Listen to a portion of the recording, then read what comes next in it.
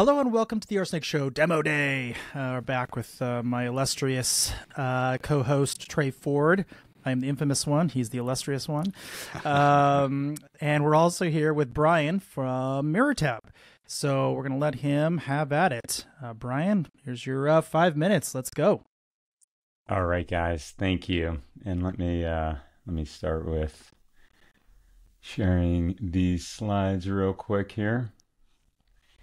And move this down here. And here we go. All right. So again, thanks for letting me on here today. And what I'm going to do is just go over a little background on myself and how this company got started.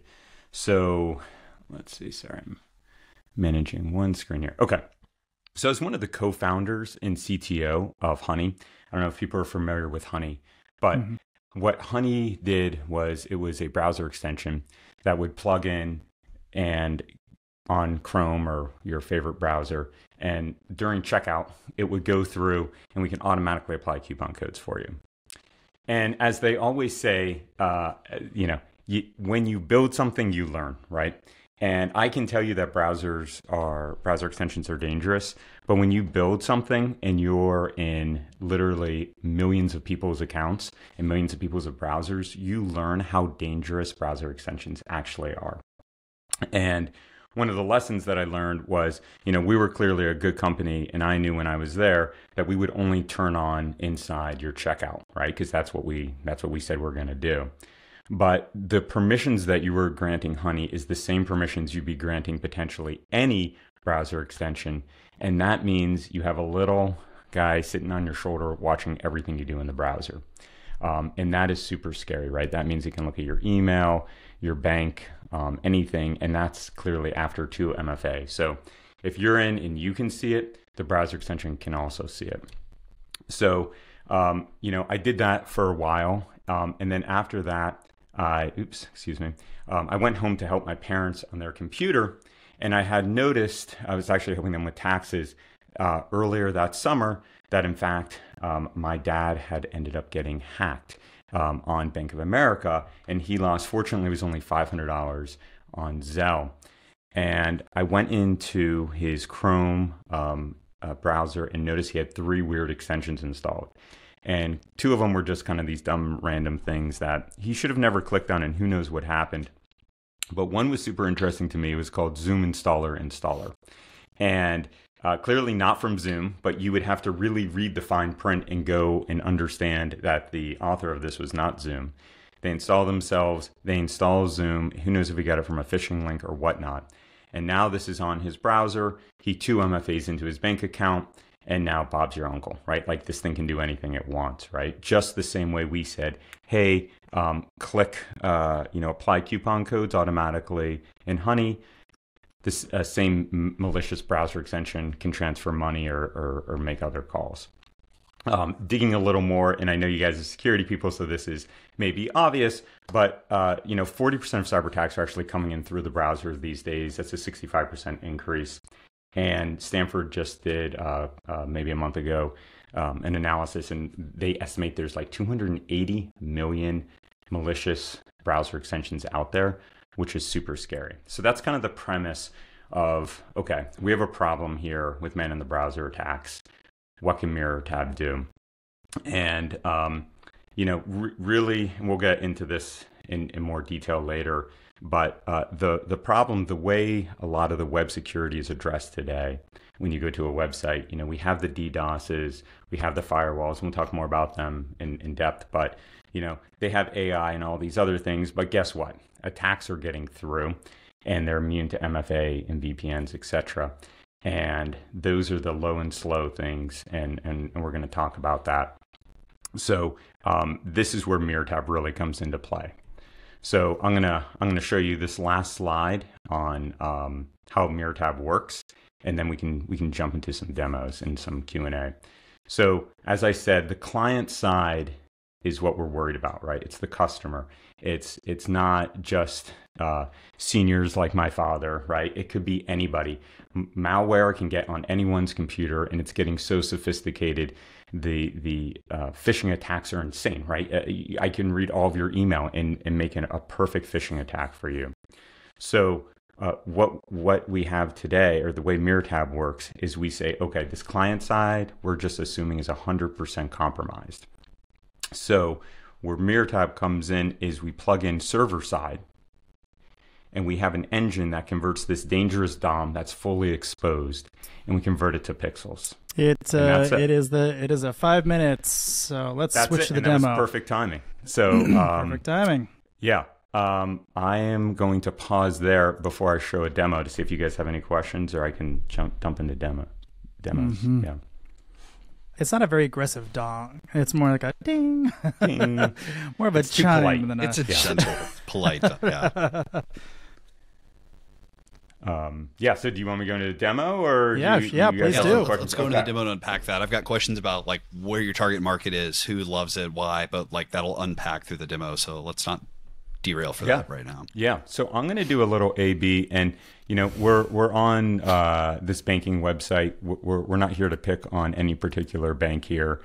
This is just, unfortunately, kind of how the internet works, right? So we're going to go through and apply for a credit card. This is I have normal Chrome open here. There's no magic here. There's nothing crazy going on. And I'm going to start applying for a real credit card here. And as I do this, I am going to go in here and imagine I have an extension. And I have a lot of extensions because, by the way, extensions are great. Like they do help you with a lot of things. But imagine we wrote, and one of my developers wrote this, it's about a dozen lines of code, and it gets injected through your ad blocker or through your Grammarly or the piece of malware.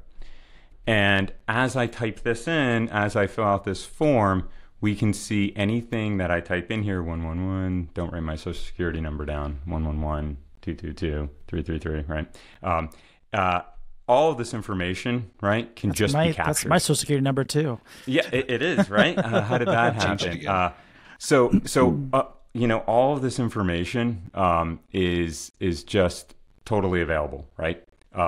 And this can be scraped like that, right? And then the crazy part is at the bottom, right, we can do a couple interesting things. We can also go into the networking tab, and we're not actually going to apply for this credit card. But if we do, you can just catch exactly what's being called here, right? You realize that it's at api.com/v2/apply credit card. And all this is available to you as a hacker, right?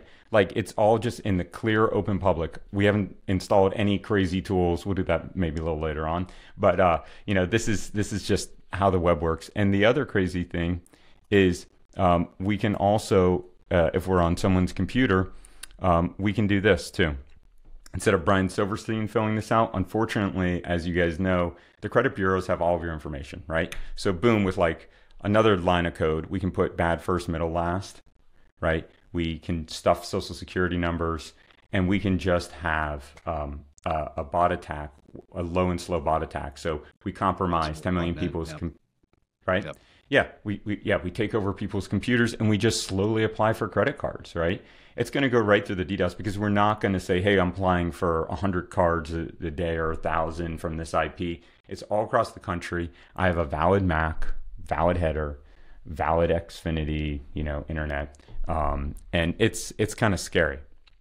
So how does MirrorTab work? Okay, well now you'll notice right here we're not on City.com anymore. We're on MirrorTab, and what we've done is we created a brand new session. And so what does that mean? Well, that means we have a brand new Docker container in the cloud with a brand new browser. So City didn't have to rewrite anything. We actually have Chrome in the cloud, but in an enterprise super lockdown mode, right?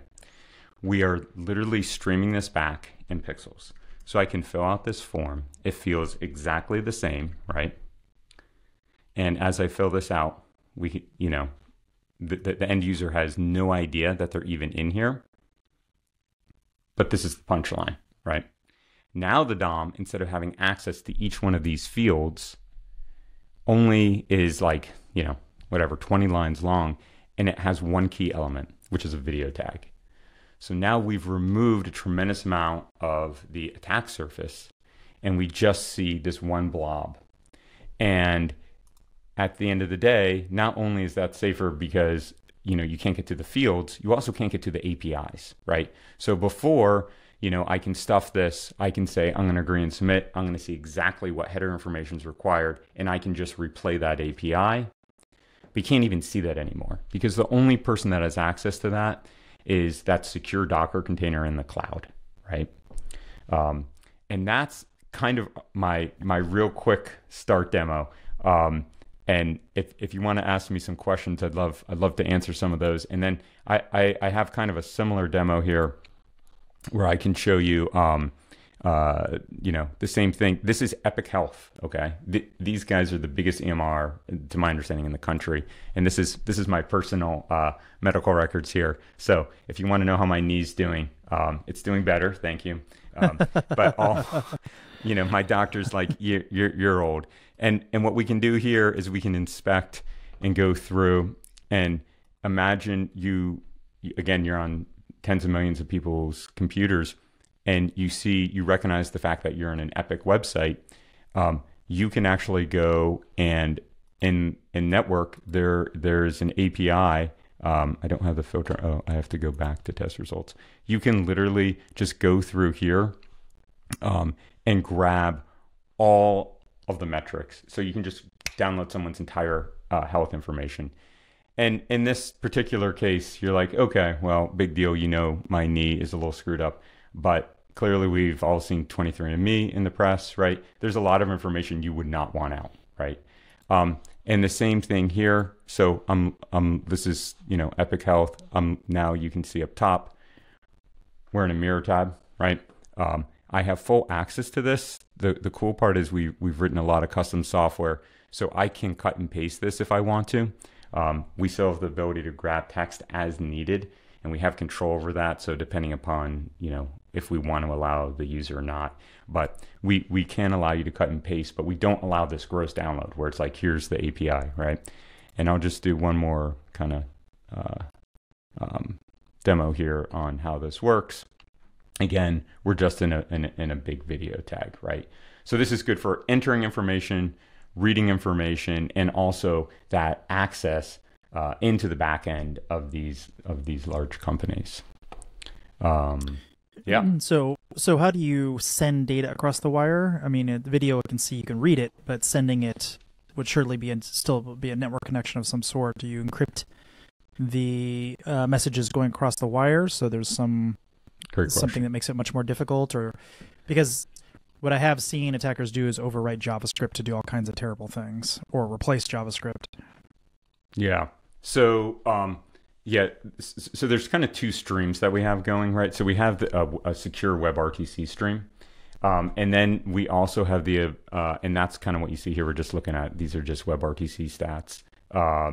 And on that note, actually, we spend a lot of time, while we're kind of looking at stats and WebRTC and security. We are using the best practices there for making sure everything is end-to-end encrypted. And then we also use the same channel to send feedback. That's where we do the keyboard and mouse. We put that in also that secure channel, right? So we are as secure as we kind of can be in this, in the browser environment. The other thing that we kind of do that's interesting is we do this really cool. You would think this isn't too hard to just throw a normal encoder right in the cloud, but what we're able to do is actually slow this way down to get better performance. Most people think that video encoders, and they are kind of optimized for Netflix or this or for sports, but we're actually kind of re-engineering that encoder to say we're looking at text, so we want to make sure text is super crystal clear, and then on top of that, we want to be able to kind of render down and look really good at low refresh rates. But anyways, I want to make sure I'm directly answer your question about that. But yeah, the security is kind of as high as we can get it in the browser. Yeah. Gotcha. So Trey, it sounded like you had some questions there. Why don't you go I've got first? some questions piling up. Yeah. Hit me, Trey. So I mean, this feels a lot like classical VDI. Like, I hate to go back as far as Citrix, but I mean, like Amazon Workspaces. You're rendering in this way. Who's your ideal customer? Who's buying this? What verticals are you finding interesting? I mean, like, it's a funny thing to turn around and say, hey, we've created a self-defensible, let's say, banking website. But we don't trust it. We don't want you to trust it. So go through MirrorTab. Here's what we're doing. Would I license this as a financial institution and use this as the standard interface? Am I doing this to inoculate a aging population of people that are afraid of computers? Like, where do you enter? Is this B2B, B2C? Fill me in. Yeah, all great questions. So let's start at the beginning with your Citrix question. So yeah, actually, we had someone who kind of calls I've modern VDI, right? So, yep. The old VDIs like Citrix, and I think I don't know. I have a love-hate for Citrix, right? It's like I was using it literally in the 90s when I was like a big Linux guy, and like you had to do something on Windows, and I was using it in the reverse thing. I'm like, this is so cool, right? Yeah. It was the best. So the problem with like a Citrix of the world, or even the VMware products, right, are very much offered as, hey, here's a computer on the other side of the wire, right? And we're just going to transfer it over. And it's also sliced up in terms of kind of a full desktop. And here, if we did that and I gave users a full desktop on the other side, that's like just kind of giving them a shotgun to go shoot themselves, right? It's like That's the fundamental problem. So, the architecture is very similar, but now we're just constraining the problem, and we're not just giving people a browser, but we're just giving people a tab, right? And we're doing very short-lived sessions because it's honestly just good security hygiene, right? It's like, why do I need this thing open all day for something to get into it? So now it's like, hey, I'm applying for a credit card, or I need to log into my bank. We start up a new container. You do your business. You click transfer money, whatever it is, and then boom, we destroy the sessions. Most sessions are 5-10 minutes max, right? We've talked to people where they're like, oh, could we use this for something else where people are working in it all day long, and I want to install this app? It's like, that's not us, right? That's Citrix, right? I love a very opinionated approach. Yeah, that makes a lot of sense. Right? It's just a different tool, right, in the toolbox. Like, we both have a Venn diagram that's like, look, get things off the client, that's dangerous, right? But we just have a different application that's like, let's protect the customers. And another kind of quote that I tell people on that is, when you look at these big financial institutions, and I'll kind of answer your question too about how we would implement with these big institutions where, they might have, let's say, 100,000 employees, right?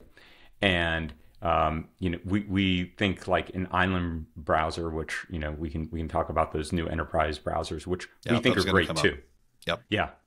And we're both pounding the table, but we kind of feel like we're an island browser, plus like a LastPass for consumers. So it's what we're doing here is, or what Island Browser does really well is, if you work for Bank of America and you're the IT department, you can force your 100,000 employees to all use Island Browser. And that's great, right? They have a protected network. They have a great SaaS channel where they can force people to do this and change their browser. You were never going to get me to change my browser as Bank of America. You're never going to get my dad to do that. You're never going to have control. You're never going to prevent him from clicking on things. You're never going to have access control onto my computer or his computer.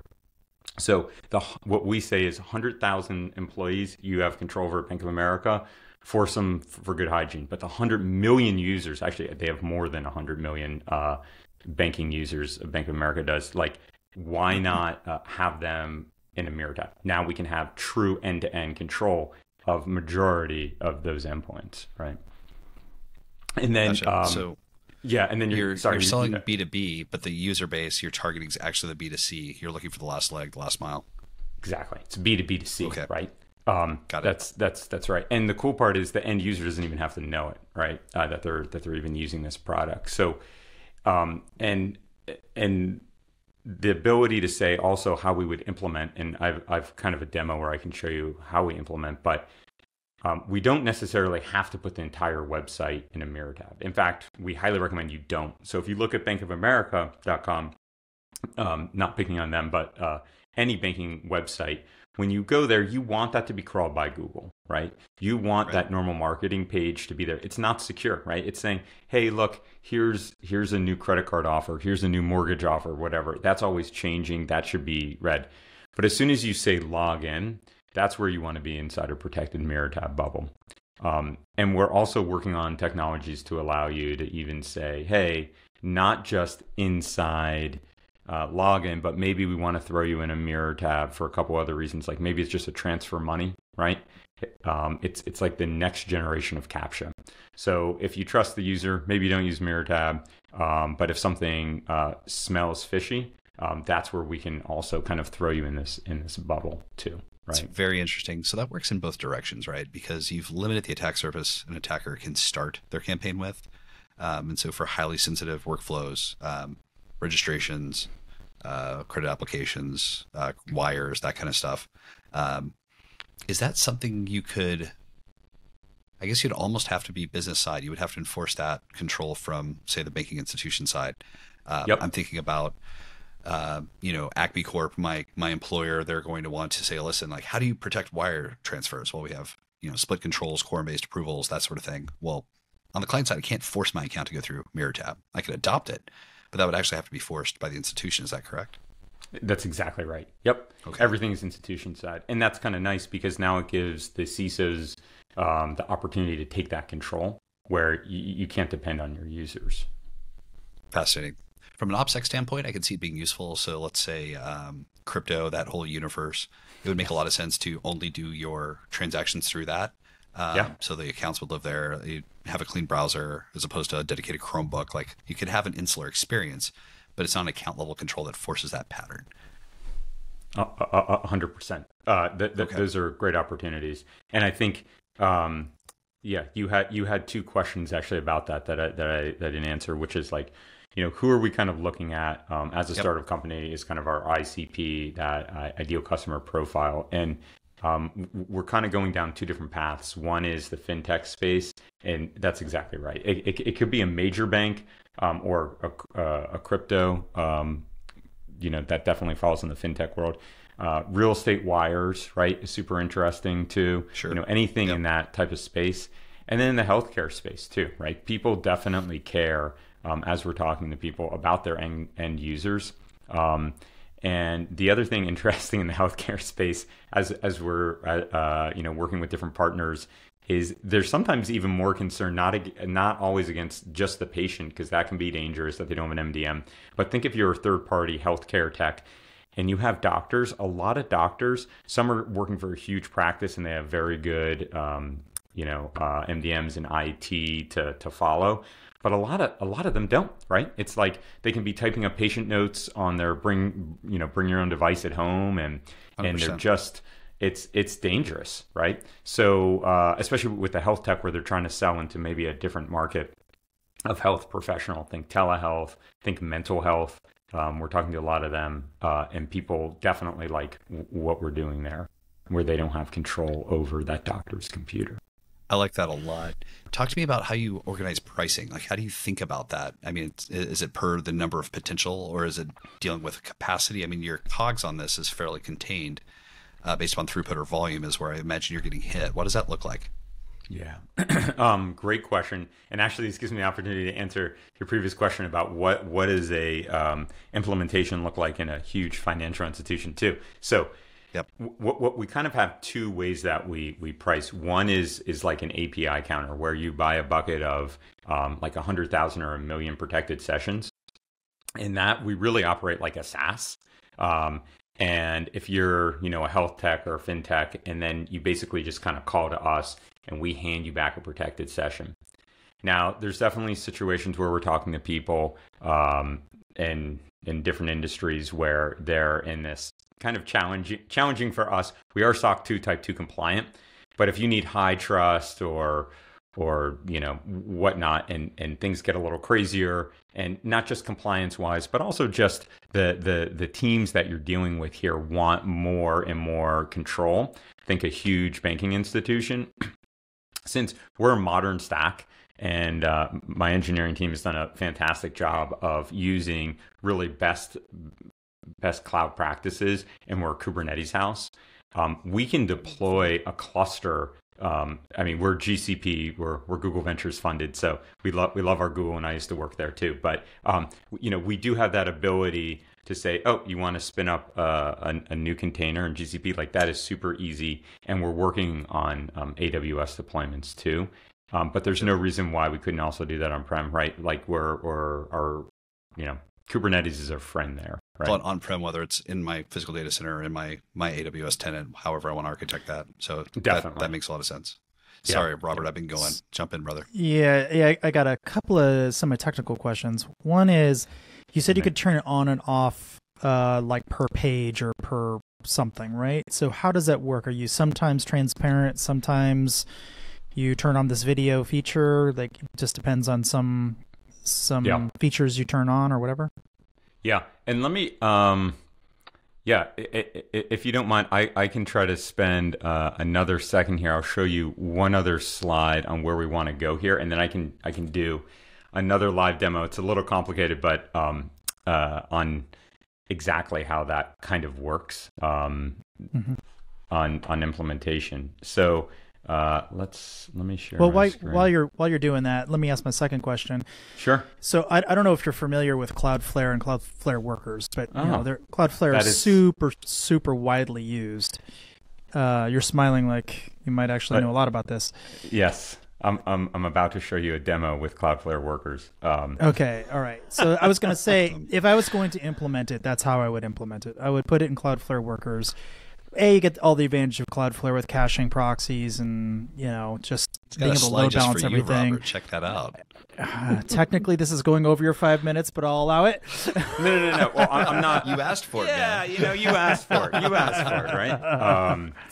So this is where we want to be one day, by the way, is integrating in here. And we can set up all sorts of cool rules with all the Cloudflare infrastructure. It doesn't have to be Cloudflare, right? This can be anyone who kind of sits in line here.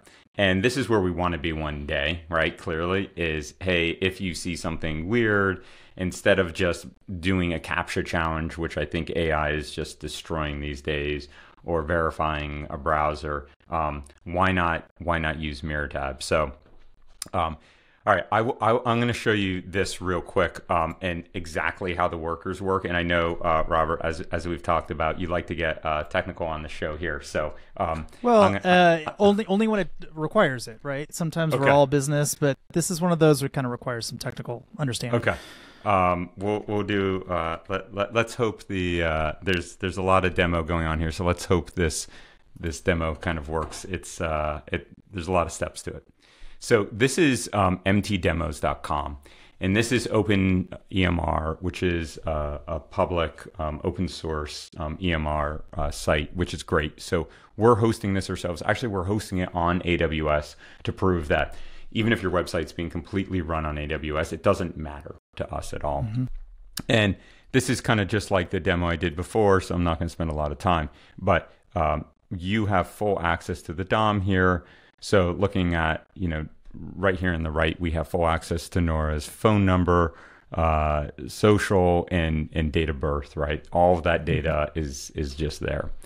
Right. And now what we want to be able to do is say, okay, we're running this website, and how do we clean this up? How do we put this in a MirrorTab? So this is where this is literally where workers come in, right? Mm-hmm. So I'm logged into my Cloudflare. We're proxying all of our traffic through Cloudflare, right?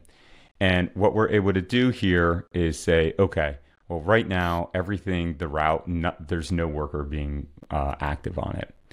So what I want to do is turn on a worker. And what does this worker look like? Well, this is exactly what we were talking about. So this is a pretty simple worker here. Let's see.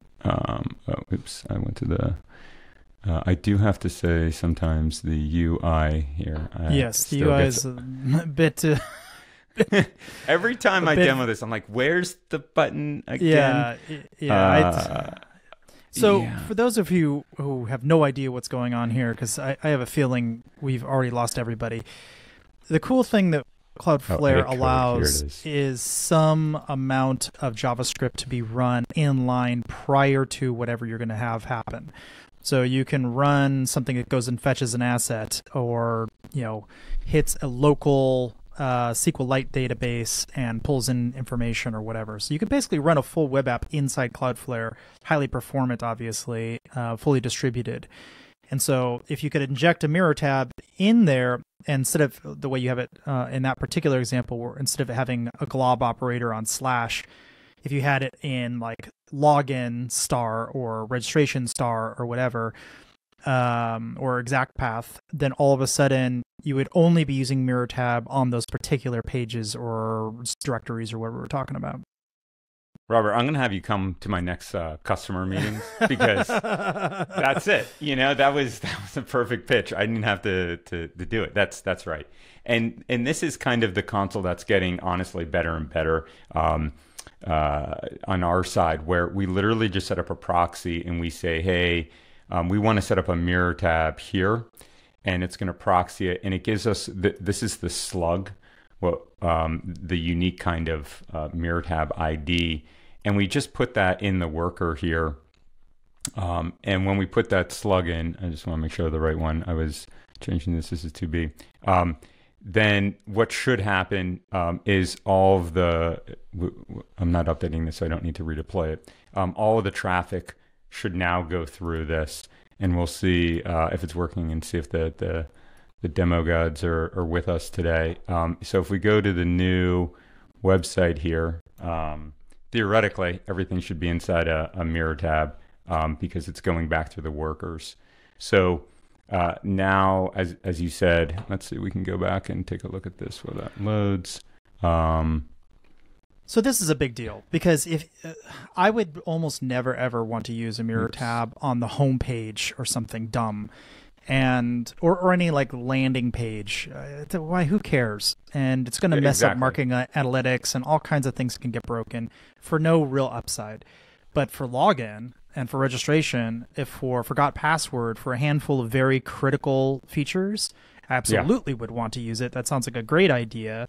And so if I can be real selective as opposed to having to rewrite huge chunks of my app or get marketing all pissed off about something, and I can just keep it really narrow to exactly what needs to be protected.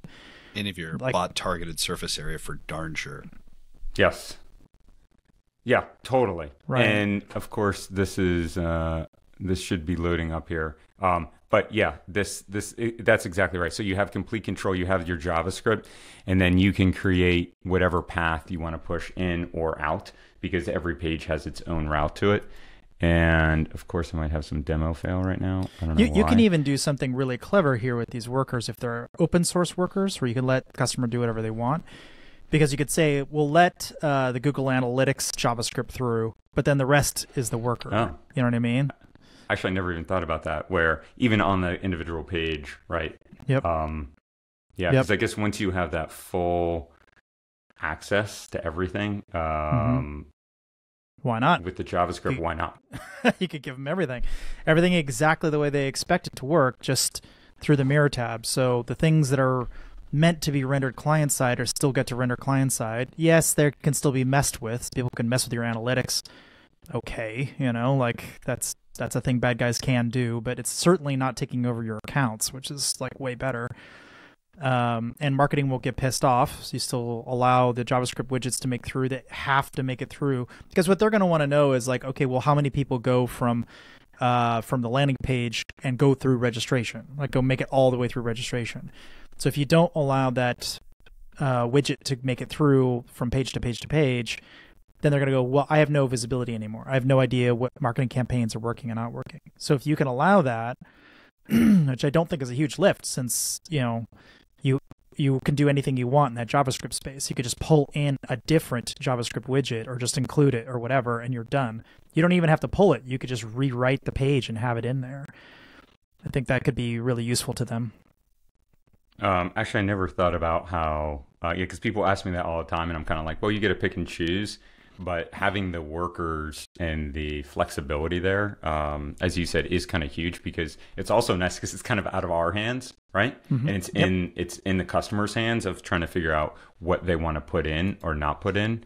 And then they can. I mean, you they could can give go them from some there. standard libraries. There's, the Omniture widget. There's the Google Analytics widget. There might be a couple of tracking things like the Twitter, widget or whatever. There's like, you can go to like any of the major newsletter companies, and they all have like little like beacons that point back to Facebook marketing or whatever marketing systems exist out there, and you can just say include all of those, and you use the exact same JavaScript. You could have a little library to choose from, like I want these turned on with these application keys, and you'd be done. Like, I think that's the MirrorTab promise. It's like, I don't want to get in the middle of something that matters. I only want to get in the middle of things that matter in a bad way. You know what I mean? Let's stop the bad traffic. Yeah, that's exactly right, right? Like, we're not out here to say the entire internet needs to be in a bubble, right? It's just these spots that are super critical. Actually, as we've been talking to some of the fintechs, that's the feedback that we've been that we got to, is like, this is where the fraud happens, right? And that's the transfer money, as you said, also in the crypto world, right? Once you transfer your Bitcoin or whatever it is out, it's gone, right? Yeah. Yeah. Interesting. So how do you install it in a normal environment? I mean, I understand Cloudflare perfectly well, but do people just point their DNS at you, or like what's the process there? Yeah, so we are kind of working through, like we're recommending these Cloudflare workers, or and we're trying to do these integrations closer to the WAF to make it easier, right? Because they can set their own rules. The other thing we've been doing with customers, which WAF are you referring to there? Which one do you mean? I'm sorry. When I say WAF, I mean like a Cloudflare worker, like a WAF provider, right? Okay. Yeah. But the other place that we can be implemented is like a load balancer, right? So inside, think like HA proxy. We actually just wrote some sample HA proxy code for a customer where they come in, they have their traffic, and then that's where they can set up their own rules.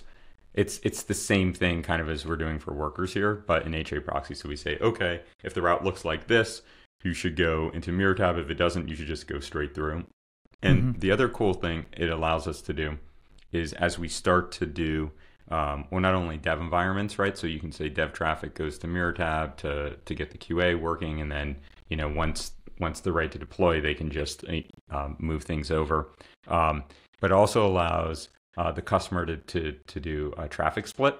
So if they want to say, hey, let's start out MirrorTab and just kick 10% of our traffic there, get this rolling. That's clever. HA proxy is a perfect place to do that. And it also allows people back into these big institutions, regardless if they've deployed on their own cluster and they trust us and they've signed everything and they've looked inside here and said, you're good. It's just, like, let's be honest with ourselves. Like, we're a startup, we're in line, right? And people are like, what's the failover plan? Like, I can't, like, my website can't go down because you guys have a bug, right? And the cool part there is because I always say the customer holds the keys, right? They hold those keys to the workers or the load balancer config. And if they want to drip us 10%, 20% of the traffic and increase it, and if they see a problem or who knows what, or they're not happy, they can just, throttle that themselves, right? It's not up to calling us up and say, oh my God, we have a problem, right? Yeah, this way we're in line, and they have the keys. I was going to ask, is this really on your infrastructure, or they get to control it as well? Because if it's theirs, then they get to say, well, I scale up at this rate, keeps your costs in line. Now you're just a software provider as opposed to a service provider. So right. if they fail, it's their fault because they didn't have enough capacity. Right. And clearly we're there to work with them to make sure that capacity is right and balance that out. But yes, that would be their fault. But also allows a failover where, and every customer is different here, where let's just say you get a tremendous burst of traffic for whatever reason, right? And they, again, having the keys can say, this doesn't look right. you just have to get into MirrorTab, or we're not going to serve you.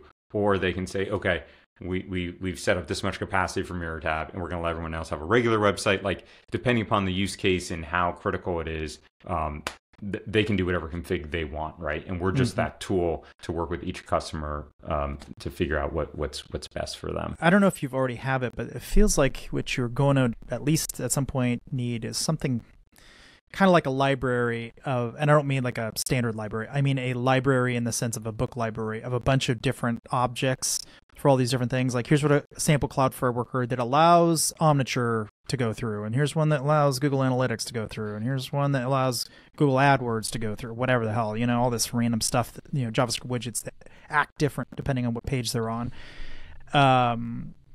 And then likewise, HA proxy config, or here's what an F5 config would look like, or whatever, and just having standard boilerplates so people can go, what you got, and you click a couple buttons, you're like, oh, here's some examples that other people have built, works for them. Maybe a community on top of it so that people can talk like what's worked for you, especially in this capacity thing.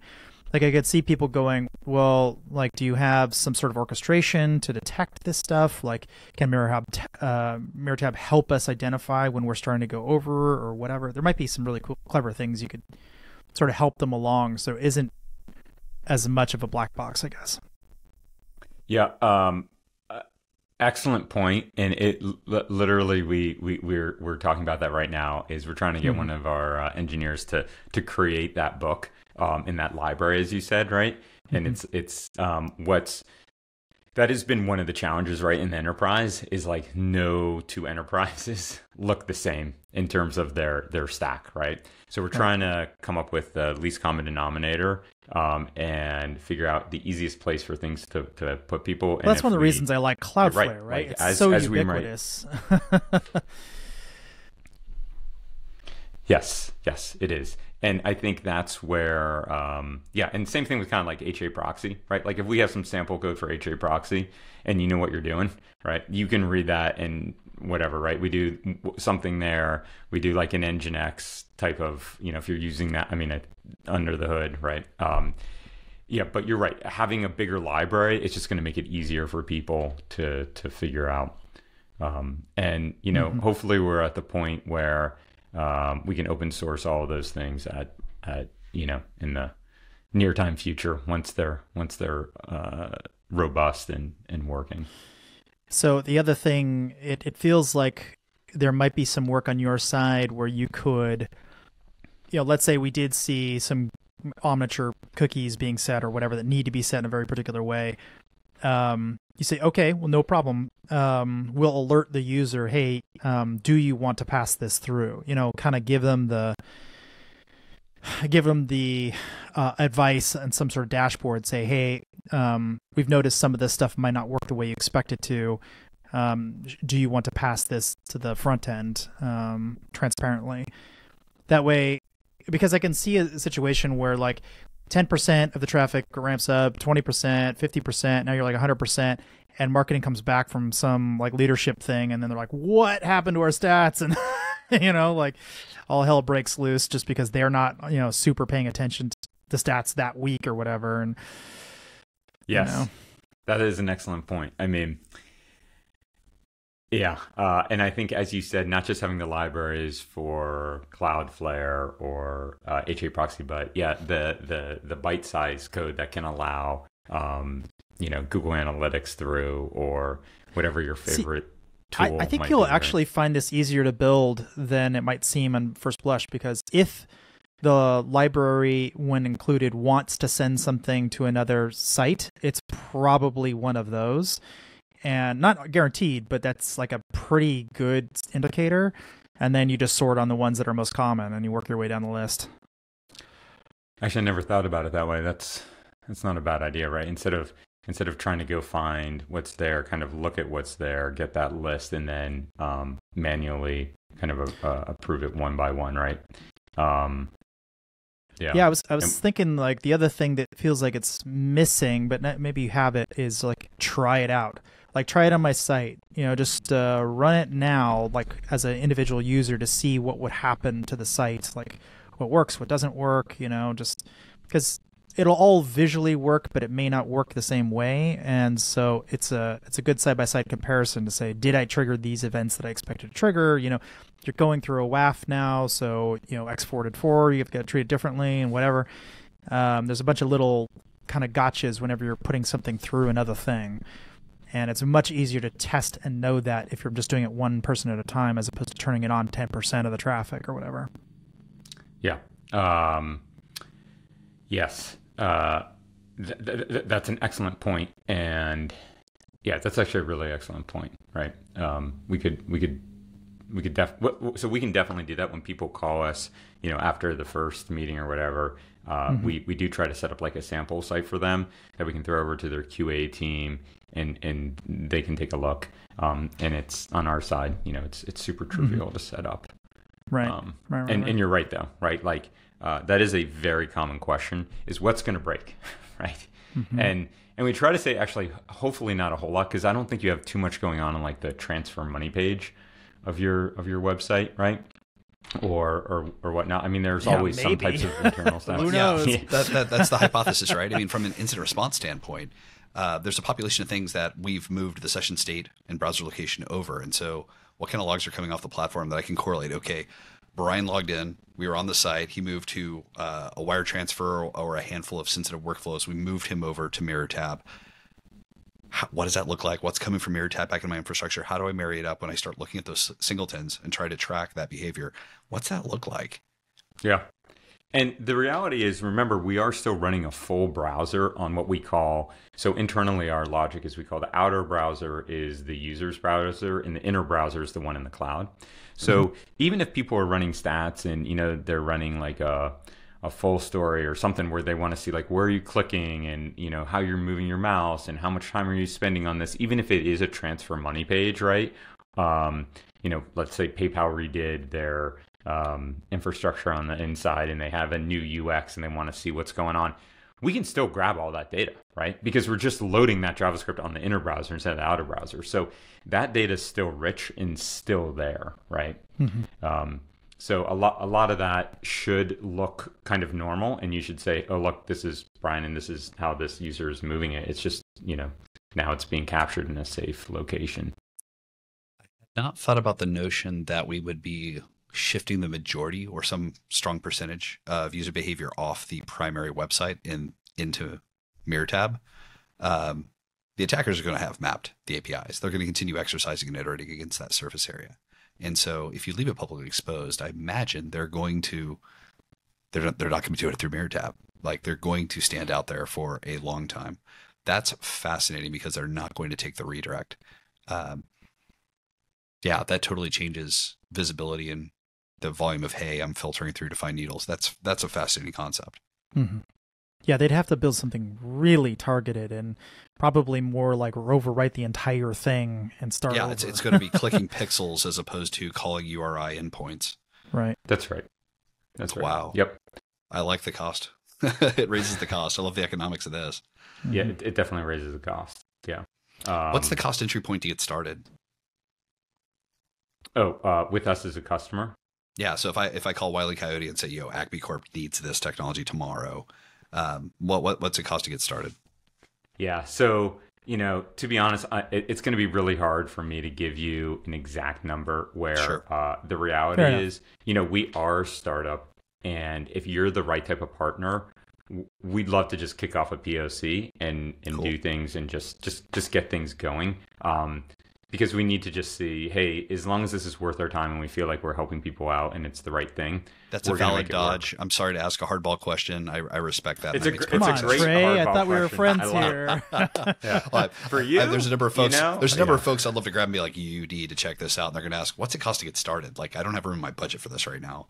And we're in a weird time. The CISOs are all dealing with zero-basis budget exercises. So it is definitely rough. Yeah. Yeah. So I was thinking, so you, I'm sure you blow away the browser. You don't like reuse the browser, right? Yeah, he said new machine or new runtimes for each one, right? Okay. Yeah. So then my follow-up question there would be, do you pre-cache like the images and CSS and stuff to make it performant? Yeah, we sure do. Okay. Great question. So since we have a kind of a internal scaling caching architecture where we ask the customer approximately what their traffic looks like, and then we try to cache above that. And can you decide not to cache something if I say literally do not cache this? This is super important. Don't cache it. We can.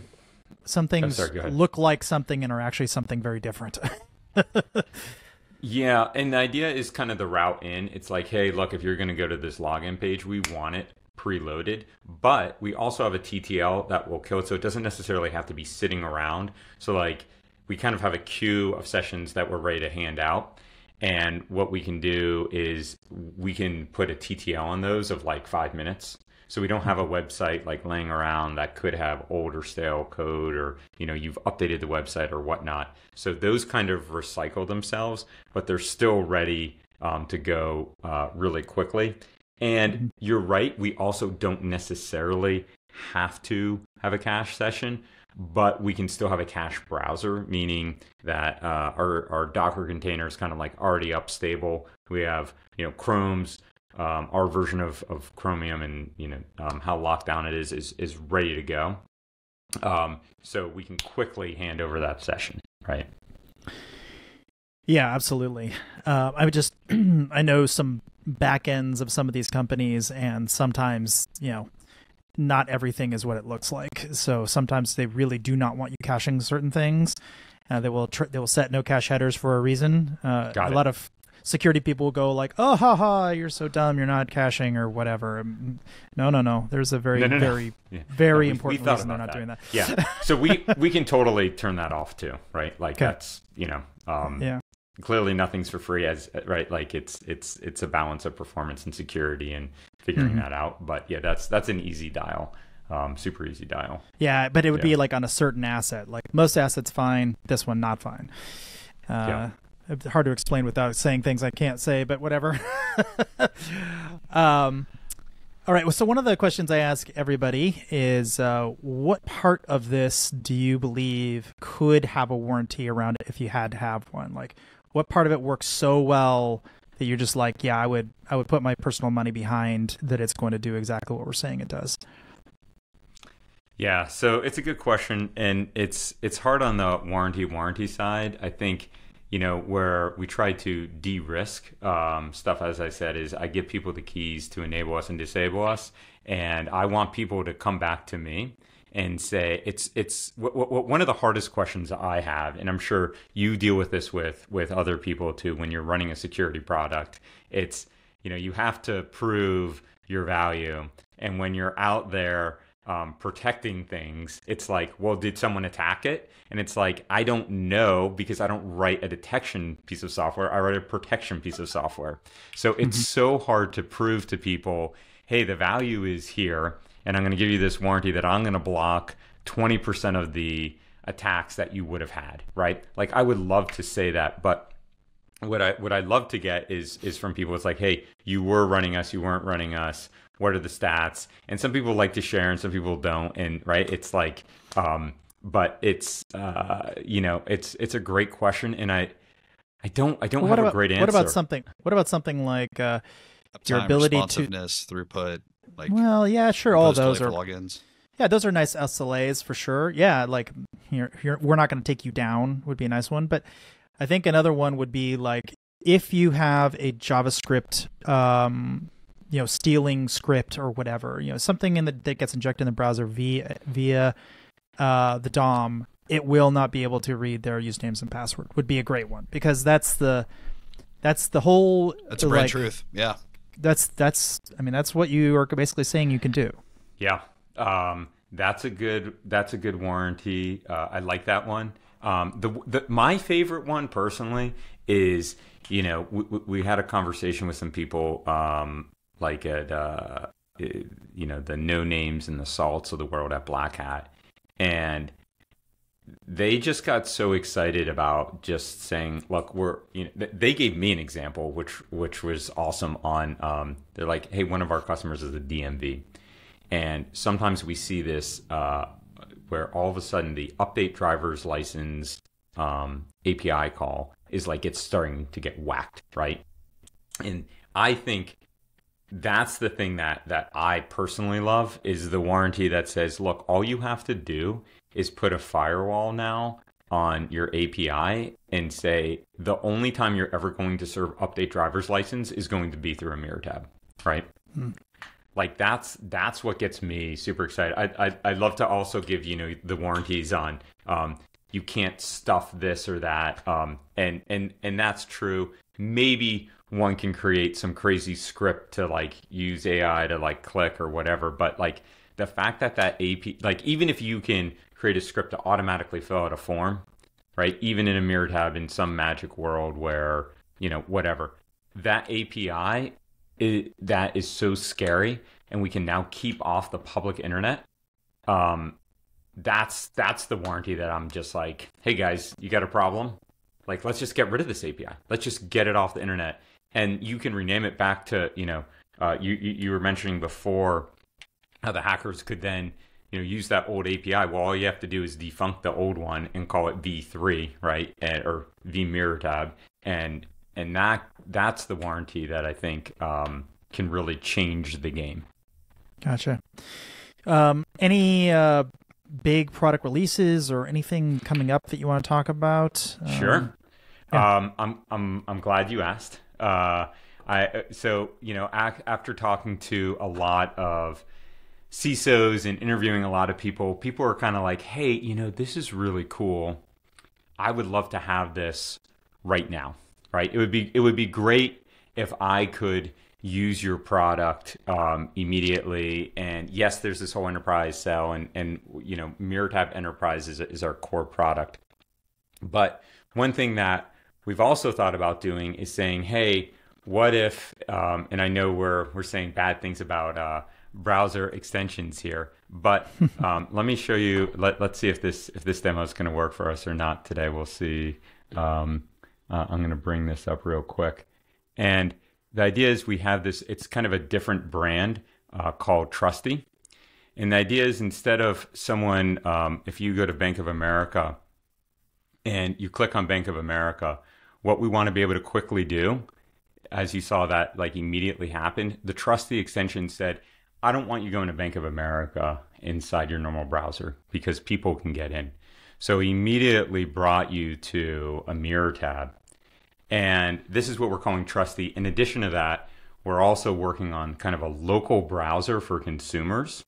So instead of it even opening this in a MirrorTab, it can open it in a local Trusty browser, which is whitelisted only. Mm-hmm. So that means if you pop open this new Trusty browser, and we're not expecting you to change your browser because that's one thing we've also learned. Everyone loves their Edge or their Chrome or whatnot. What we want to be able to do here is we say, okay, you go to Bank of America, we open up a brand new browser that's super locked down. You can't install any extensions, you can't get access to the DOM, you can't do anything. You do your banking and then you close it and then you go back to your normal browser and you go to Reddit, you read the news, you do whatever you want. So it's kind of a mini version, consumer version of MirrorTab that we're trying to get people to test out for us and improve. That's actually pretty exciting, especially if I could pre-populate it with known or like suggest to you guys, hey, this is an example of something that would be great to MirrorTab, and anybody who subscribes to that feed gets the same, same knowledge that me as a security expert and Trey and whoever is sort of a trusted advisors can say, hey, these are areas that you really kind of want to make absolutely sure are not being sniffed. Exactly. That's exactly right. Yes. Yeah. And it just is so important to us that we can immediately kind of help protect a larger portion of the web and do that. And it's the target audience is everybody, right? It's including myself, right? Actually, we have a security professional who you probably know, Sunil Yu, right? And he's one of our advisors. I love that guy. We were just at Black Hat.